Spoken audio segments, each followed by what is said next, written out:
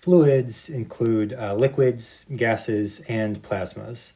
We'll discuss gases a bit, but our main focus will be on liquids. The density of a fluid is the ratio of its mass to its volume. So in SI units, we measure density in kilograms per cubic meter. And the symbol we'll use to represent density will be the Greek letter rho. It's a lowercase rho, that's the Greek R. So we'll need to practice our rows here. So A, B, and this is for comparison a lowercase p. And rho is a bit of a curvier sort of p. And that last one's pretty good. Okay, so these are rows for density.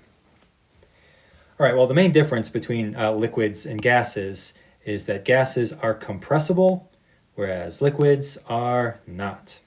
That means if we have a container full of, say, water here, with a movable piston top, and we put different weights on that lid to press down on the liquid, we will find that no matter how much weight we put up on top, if the seal is good here and no water can leak out, then this same amount of water will be able to support any amount of weight up above without changing its volume. So the mass in all three of these cases, the mass of water in there is the same. The volume of the water will be the same. It won't change volume at all, which means its density is the same. A liquid's density remains the same under all circumstances. What does change between these three moments is going to be the pressure in that liquid.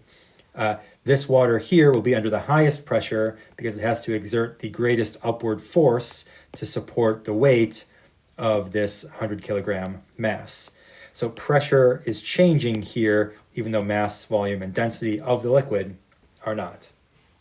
A gas, on the other hand, like if this container is full of carbon dioxide, that will compress when we add greater and greater weights onto it. So the mass of gas in each of these three situations is the same, but we see the volume decreasing under the additional weight, which means the density of the gas is increasing as we have the same amount of mass in a smaller volume.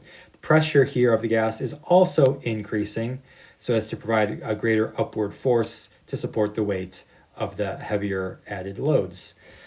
This relationship where pressure and density of a gas are both increasing together is known as Boyle's law.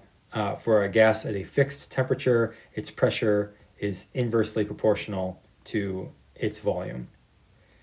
So for a gas, in order to change its pressure, its volume has to change, but that is not the case for a liquid over here. Same density liquid in all three scenarios, but pressure is increasing even without any change to the volume. That's incompressibility. Let's look at some densities of some common substances.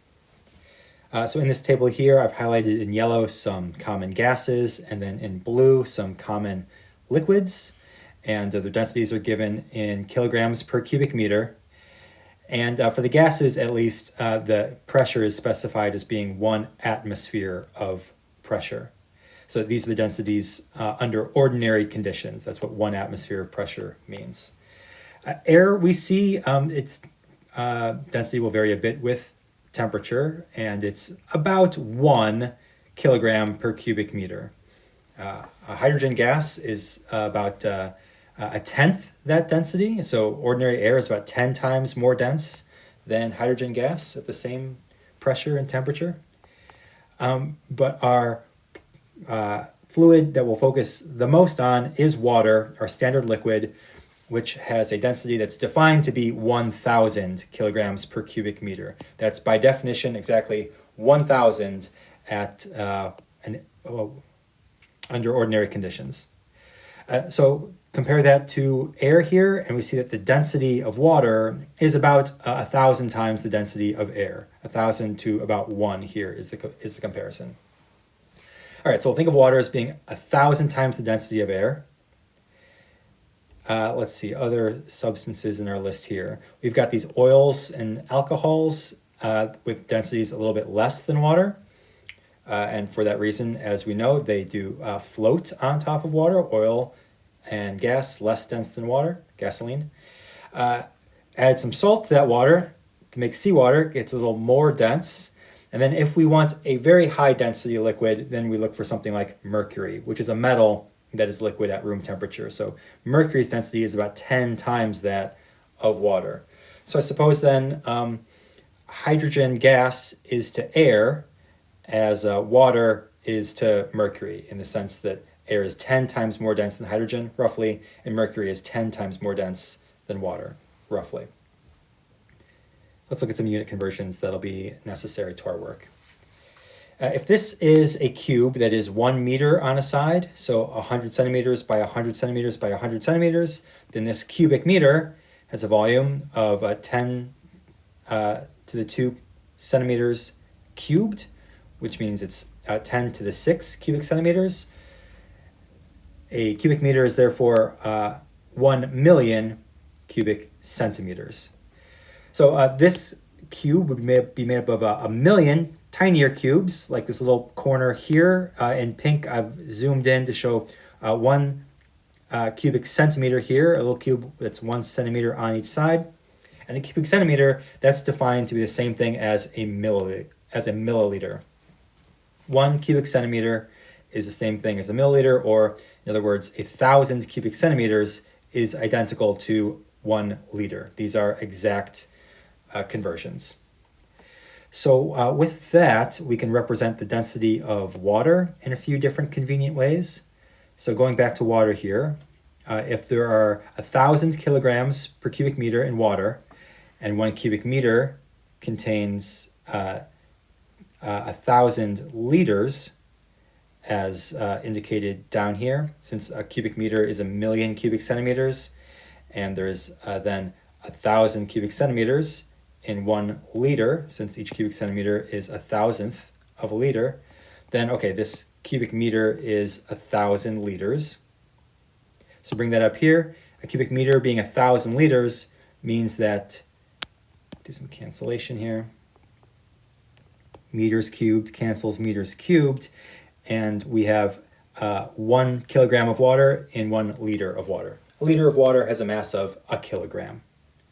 Another conversion.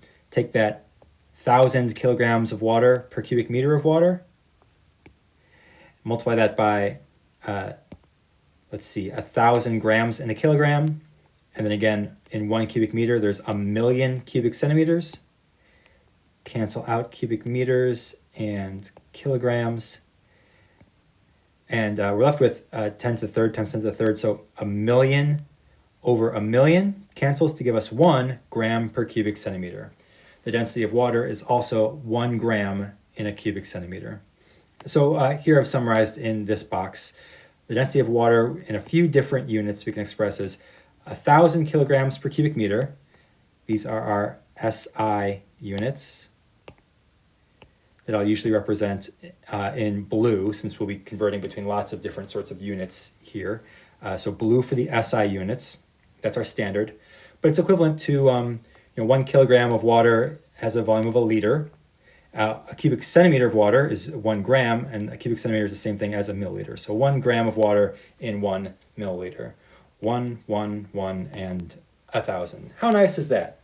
Water is the best. Go drink some now.